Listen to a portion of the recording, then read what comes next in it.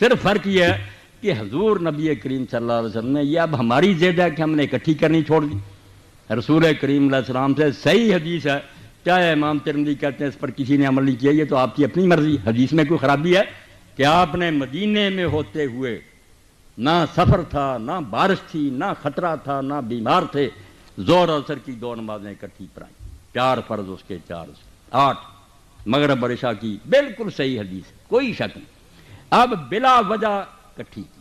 ابن عباس سے لوگوں نے پوچھا، ابو ہریرہ سے پوچھا کہ حضور نے ایسا کیوں کیا؟ جب کوئی مجبوری نہیں فرمایا، اسی لیے کہ امت سے تنگی دور ہو جائے، امت کو پتہ چل جائے کہ اکٹھی بھی پڑھ لیں، کوئی بات نہیں. تو سنت ہے، یہ شیعہ تو کرتے ہیں، مگر ان کی زیادتی کہ انہوں نے عادت بنا لی.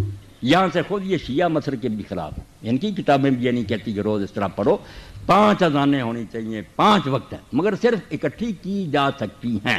مسئلہ اتنا تھا کہ جائز ہے اگر کوئی کر لے. ہم نے ضد کر لی کہ کرنی نہیں اکٹھی کی تو کافر ہو جائیں. ہم بھی جھوٹے ہیں، جب جی چاہے اکٹھی 2 نمازیں پڑھ سکتا، ظہر عصر مغرب عشاء جائز.